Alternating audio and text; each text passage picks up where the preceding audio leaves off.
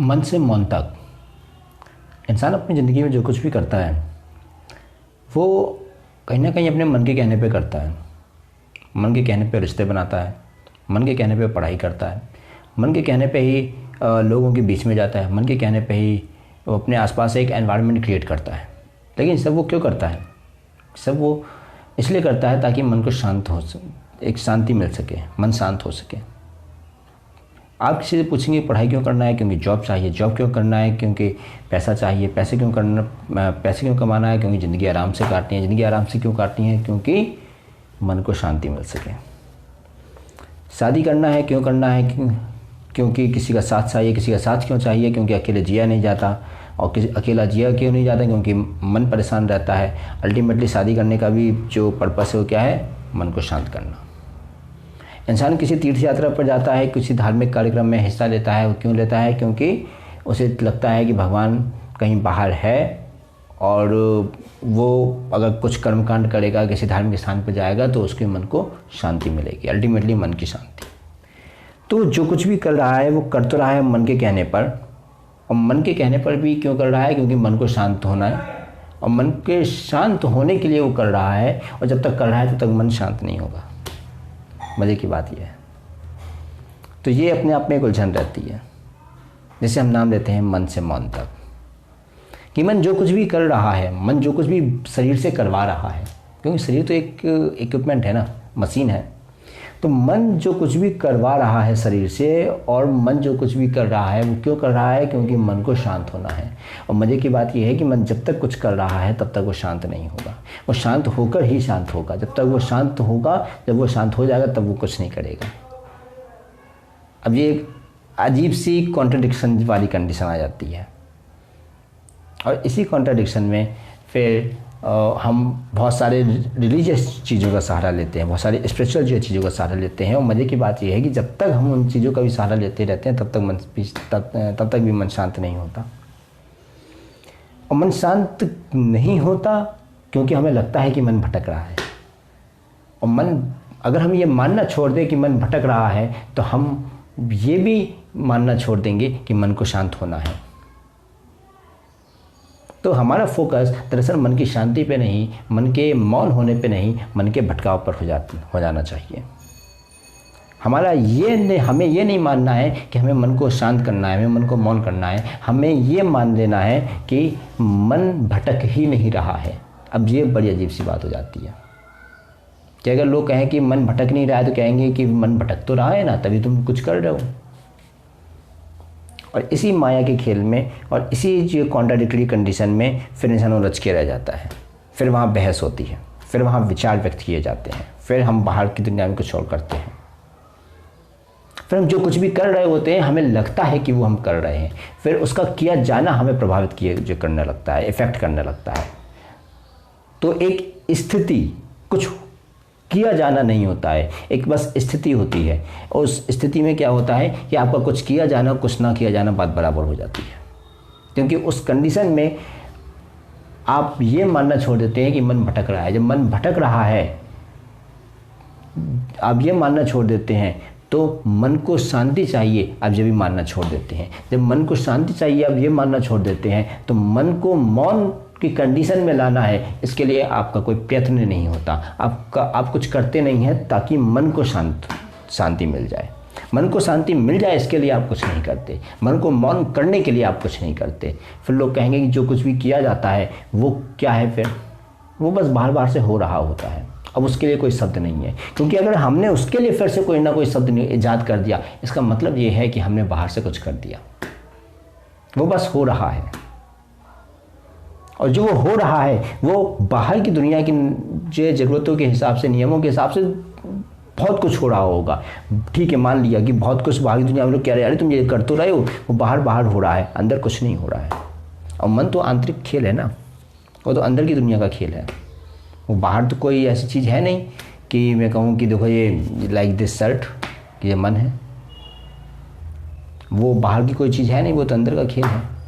तो जब हम ये मानना छोड़ दें कि मन भटक रहा है तो हमारा प्रयास मन की शांति के लिए भी ख़त्म हो जाएगा, मन के मौन के लिए भी ख़त्म हो जाएगा। फिर ना भटकाव रहेगा ना ही मौन रहेगा, दोनों में से कुछ नहीं रहेगा। क्योंकि अगर एक है तो दूसरा रहेगा ही रहेगा। अगर हम में चाहत है मौन की, इसका मतलब ये है कि भटकाव है। अगर भटकाव ही नहीं है तो मौन भी नहीं है।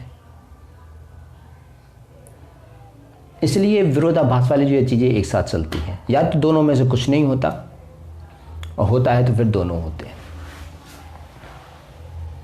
इसलिए तो कहते हैं ना कि जब वो इंसान ये मान लेता है कि वो उसके अलावा, उसके बाहर कहीं कोई भगवान है, तब तक वो भटकता ही रहता है। जब वो ये जान लेता है कि वो अंदर ही है जो कुछ भी है, तो वो शांत हो जाता है। इस बात को मान लेने में पूरी ज़िंदगी कई बार गुजर जाती है, और उस चीज़ को मान लेने के लिए हमारे अंदर एक भटकाव रहता है।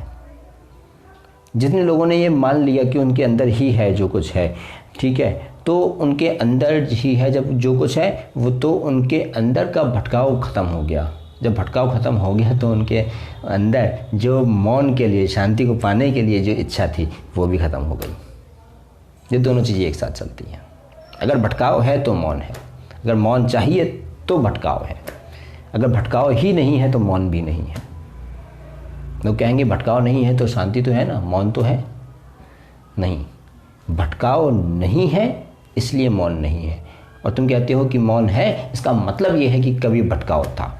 और यदि आज मौन है तो ये बहुत ज़रूरी हो जाता है कि आज नहीं तो कल तुम्हारे अंदर फिर से भटकाव आएगा।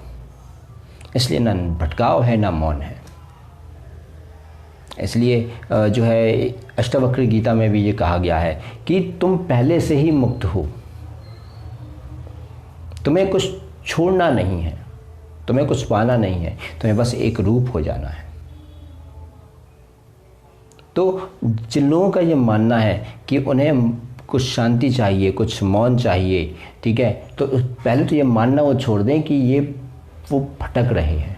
तो भटक नहीं रहे हैं, कुछ हो ही नहीं रहा है। अगर वो भटक नहीं रहे हैं तो फिर मौन किसे चाहिए, तो फिर शांति किसे चाहिए। और फिर है कि फिर इस बात पे हमें जो वापस आना चाहिए कि हम कहते हैं कि हमें शांति चाहिए, मौन चाहिए, उससे पहले ये मानना छोड़ दो कि तुम भटक रहे हो। फिर फोकस मौन और शांति पर नहीं, फिर भटकाव को हटाने पर हो जाएगा। कुछ मानना ही नहीं है, कुछ मानसिक तौर पे कुछ लेना ही नहीं है, मानसिक तौर पे कुछ देना ही नहीं है। बाहर से तो बहुत सारा खेल चलेगा, लेकिन मान लेने का जो कंसेप्ट है, जो मन का जो कंसेप्ट है, वो तो आंतरिक है ना। हम मान लेते हैं कि कोई चीज़ हमारे विरोध में है, तभी तो हम उसका विरोध करते हैं, तभी तो हम उसे अपने समर्थन में लाने की कोशिश करते हैं। अगर हम ये मान लें कि कोई चीज़ हमारे विरोध में ही नहीं है, तो हम उसे अपने समर्थन में लाने की कोशिश क्यों करेंगे? अगर हम ये मान लें कि कोई चीज़ हमारे विरोध में ही नहीं है, तो फिर हम उसे जो है हम उसका विरोध क्यों करेंगे? अब लोग कहेंगे कि अगर कोई आपको दबा रहा है, कोई आपको अपने गुलाम बनाना चाह रहा है, तो क्या हम ये मान लें कि वो गुलामी नहीं है? तो क्या अंग्रेज़ों ने इतने समय तक जो हमारे ऊपर राज किया, क्या वो गुलामी नहीं थी? क्या फिर जो बाहर से जो भी आक्रमणकारी आए और यहाँ के लोगों पर बहुत सारे अत्याचार किए, मारा पीटा, तो क्या वो गुलामी नहीं थी? वो गुलामी थी क्योंकि मन ने मान लिया कि हम गुलाम हैं। अगर मन नहीं मानता कि हम गुलाम हैं तो उस बंदे का शरीर मर जाता, लेकिन वो गुलाम नहीं रहता।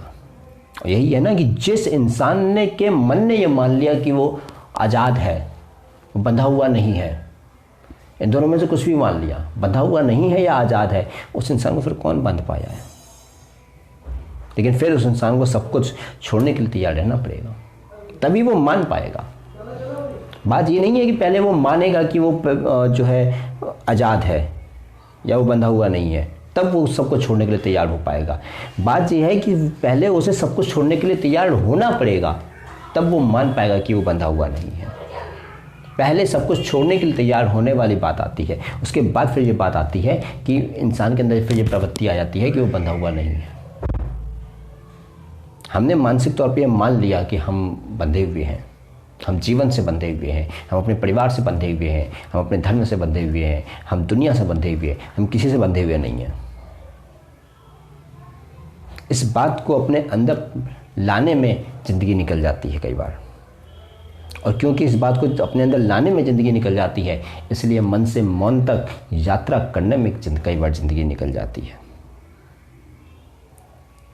तो अगर भटकाव नहीं तो मौन नहीं, भटकाव है तो मौन है, और मौन है, अगर आज मौन है तो कभी ना कभी फिर से आपके अंदर भटकाव होगा। इसलिए कोई भटकाव नहीं है, कोई मौन नहीं है, कोई बंधन नहीं है, कोई मुक्ति नहीं है, कोई आज़ादी नहीं है, कोई गुलामी नहीं है, बस जो है सो है, कुछ नहीं है और सब कुछ है।